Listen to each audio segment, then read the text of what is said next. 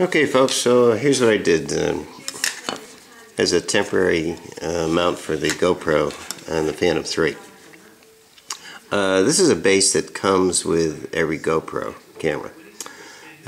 Basically I took one of these and just cut it down a little bit. And I have two GoPros, so I took the other one. And as you can see, I just cut either side with a little coping saw. Then I drilled two holes to mount on the Phantom 2. Then in addition, I took these grommets, which I just purchased at, I think it was an Ace Hardware, just to give it a little more buffering from, vibrations, etc. And that's pretty much it. So let me go ahead and mount it on the Phantom and show you how it all works.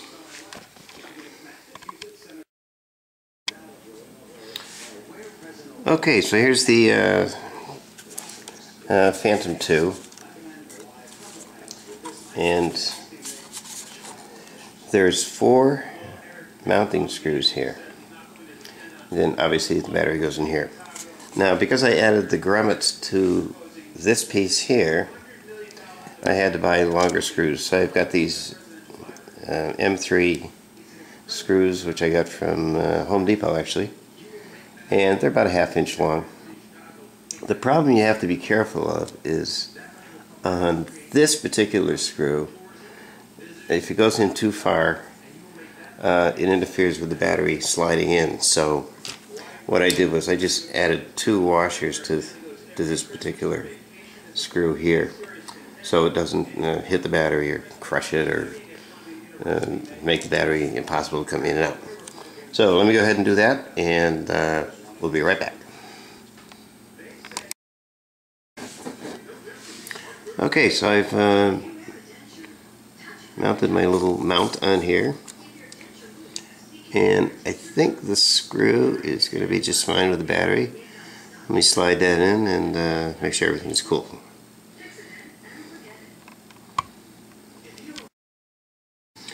Okay, so now I'm going to mount the GoPro Hero 3 to the unit. Now this particular mount is a standard mount that you can buy for GoPro.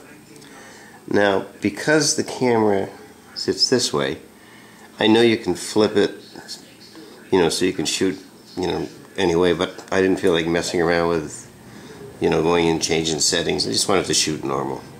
And in addition, I'm using this type of mount so that it sticks out a little further, so hopefully the landing gear won't be in the field of view. And so let me do that.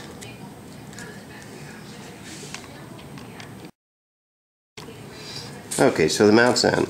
Oh, the one thing I didn't mention is, because I flipped the camera around, the start button, power on button, is normally here.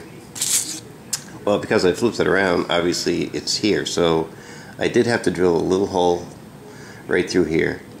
Can't get your finger in there, but just take a key or a pen or something to power it up, and just slide it on the mount. Should be good to go.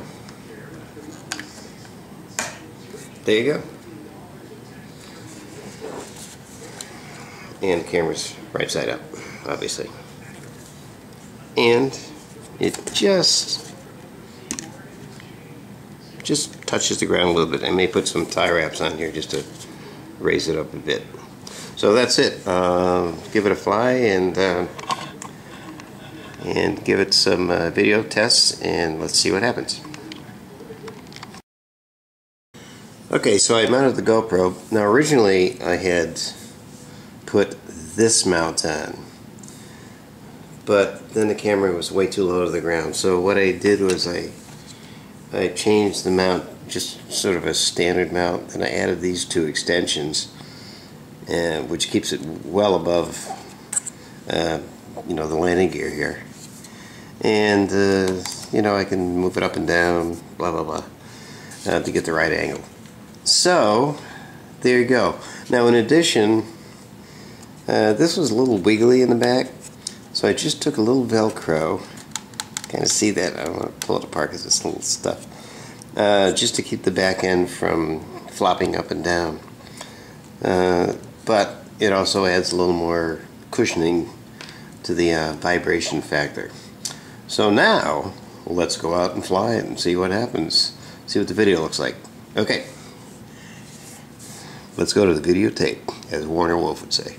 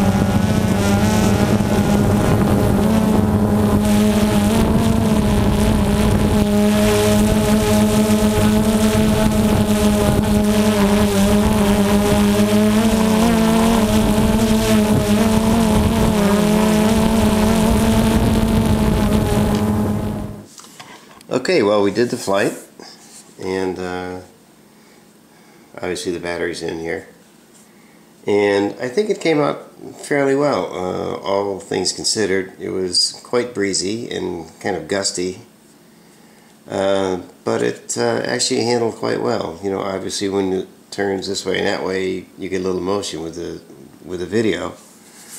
But all said and done, it wasn't all that bad. Now, I do get the gyro, which is coming from China, but so that's going to take another 4 weeks or so to get here. And we'll throw that on, and obviously that'll stabilize the picture a little bit. But it actually came out pretty well, no jelloing and whatnot. Granted, a little bit shaky, but it was gusty. And so I hope that helps. You know, if you get one of these things and you just want to quickly get up without spending a bazillion dollars with a gimbal, and I bought mine off of Amazon. It was like $100. We'll see how it works out. That'll be the next test, but again, about 4 weeks. Alright, hope that helps out. Enjoy.